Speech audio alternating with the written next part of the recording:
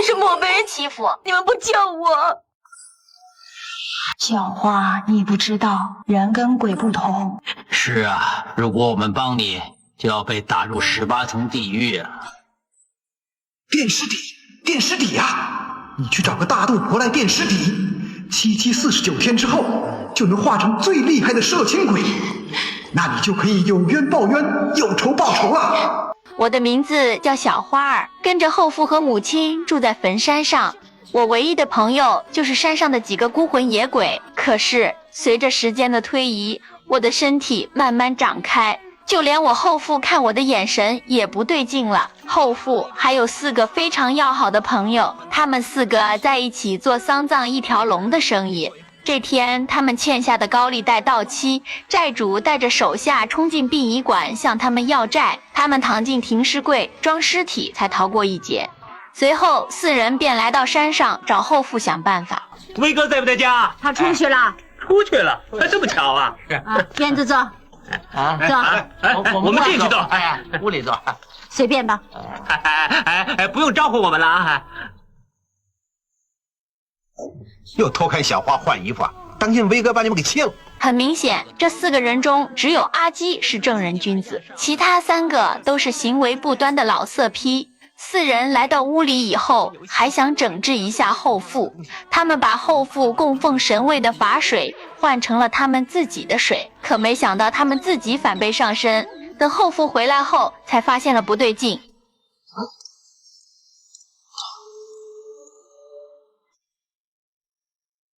石坑三姑、吕洞宾、济公，你也算。4位仙师能来我家，真给面子。你去看看神坛那碗法水就知道了。罚他们打劫。好啊，好啊，好。 4人受到惩罚以后，才恢复了正常。阿基趁他们去漱口的时候，把高利贷的事情说了出来。可后父却蛮不在乎，让他们自己想办法。无奈之下，几人只好下山想别的办法。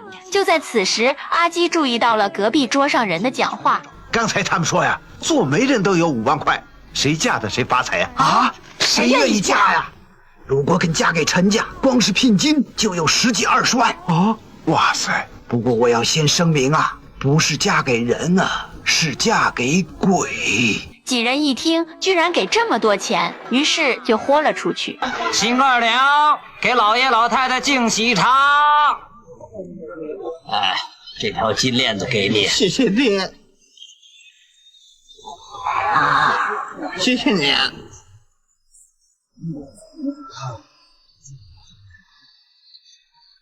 阿基看到有这么多金链子，更是欣喜若狂。把金链子卖掉就可以还掉高利贷。可就在他们吃席的时候，阿基发现了不对劲。哎，镜子里照不到这些人。哎，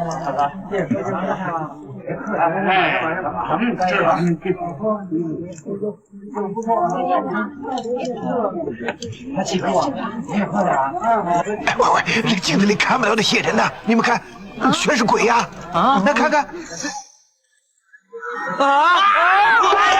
与此同时，刚刚出门的阿威也被高利贷找上了门。上车！你这么客气，送我回家，拜拜。救命啊！救命啊！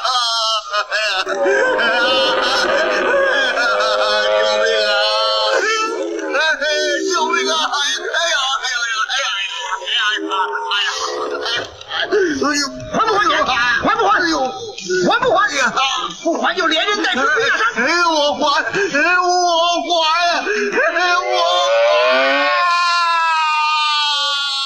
经历过这件事情以后，后父阿威也变得非常害怕，他的3个狐朋狗友更是提议拿我来抵债。次日，我跟往常一样在山上干活，畜生后父和他的3个狐朋狗友突然出现。我一边逃跑，一边向我的鬼朋友呼救，可不知道为什么，他们都没有出来救我。远处的阿基看见我有危险，急忙把这件事情告诉了母亲。当母亲赶到时，我已经被他们轮流欺负。母亲想要给我讨回一个公道，却被后父直接打扁。为了保密，后父开始要挟阿基。阿基，如果传出去的话，我第一个就找你。当天晚上我就被关进了柴房，后父打算第二天把我交给高利贷来抵账。到了午夜子时，我的鬼朋友终于出现，把我救了出来。我心中十分怨恨他们当时不来救我，他们很快就说出了原因。小花，你不知道，人跟鬼不同，我们不是不帮你。是啊，如果我们帮你，就要被打入18层地狱啊！还有啊，你后父的法力太高，我们进不了他的身。人鬼殊途，不是说报就能报的。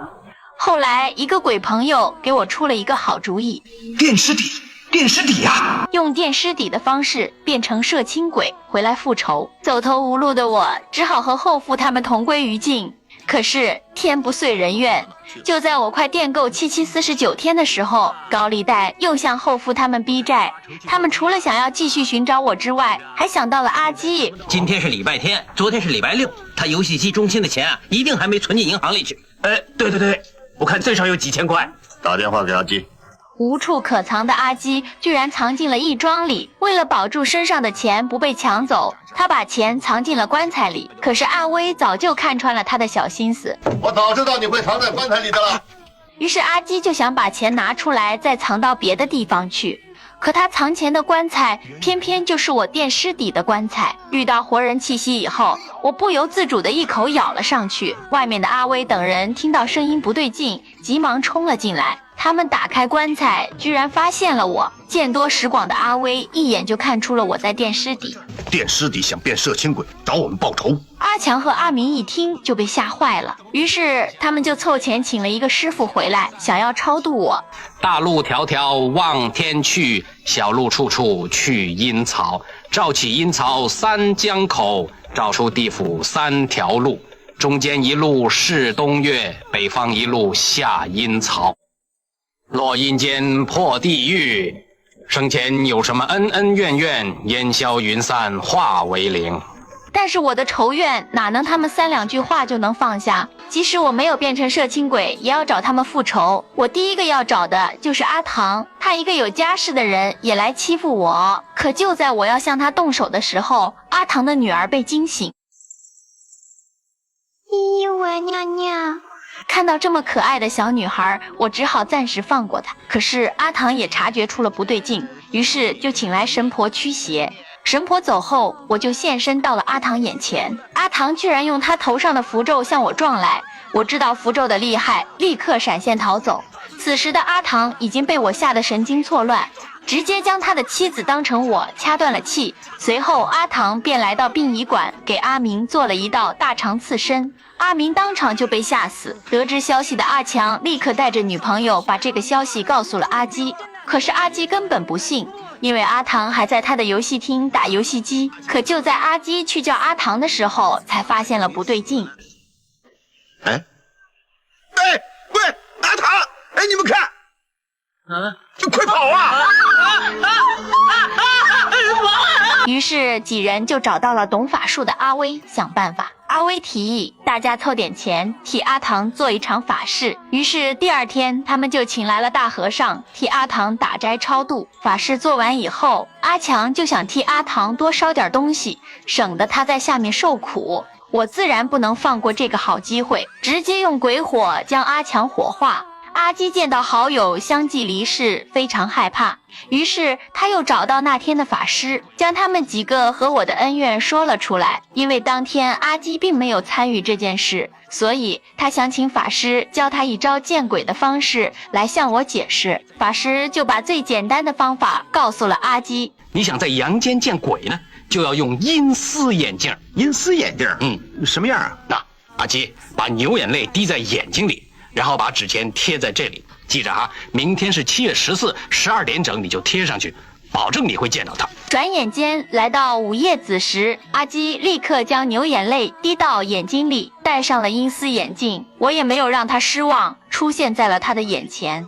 阿基急忙向我解释，我知道阿基是他们当中唯一的一个好人，所以我这次来是想求阿基帮我对付后父。本来阿基想要拒绝，可想了想我悲惨的身世后就同意了，因为阿威身怀神打术，非常难对付，所以阿基再次找到茅山师傅学习破除神打术的方法。可令我们怎么也想不到的是，此时的阿威神打术已经更上一层楼。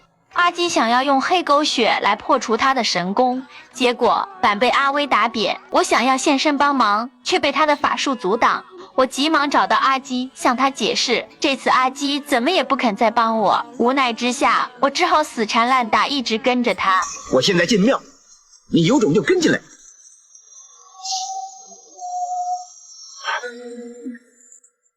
我用三叉八卦来对付你，看你还敢不敢跟着我？最终还是欺负过我的阿唐现身，帮我说服了阿基。于是阿基再次找到茅山师傅，询问对付阿威的方法。此时的茅山师傅也意识到阿威的神功已经练到了非常高深的境界，于是他就告诉了阿基一个好办法：去找个妞跟他把式，等到弄得他精疲力尽、元气大伤的时候呢，立刻封住他的嘴，让他没机会叫施功，施功不到他就没有戏唱了。就在阿基一筹莫展的时候，阿威一直暗恋的冬梅突然出现，于是阿基凑到近前，趁冬梅不注意的时候，给他酒里加了料。喝完酒后的冬梅很快就不省人事，阿基趁机将冬梅抬到了阿威的房间。当醉酒的阿威回到家后，看到床上的冬梅，没有多想就冲了上去。3秒以后，阿基突然冲出，用胶带贴住了阿威的嘴巴，然后喊我进来报仇。可没想到，即使是破了功的阿威，也不是我能对付的。我只好召唤出长期被他欺压的鬼朋友们过来帮忙。可阿威即使法力被封，也能轻松将他们打扁。此时阿唐也现身，找来了一群朋友，要为我主持公道。阿威见势不妙，急忙拿起神坛上的法水洗身。太上老君听驾！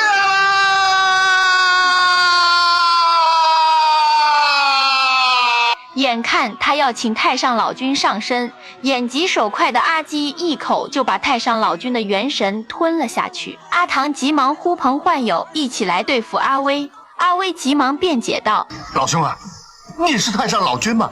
你治鬼的吗？你凭什么帮鬼来治我呢？对不对？你对。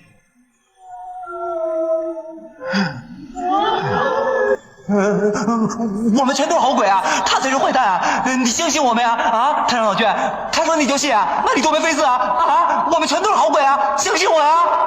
你也对。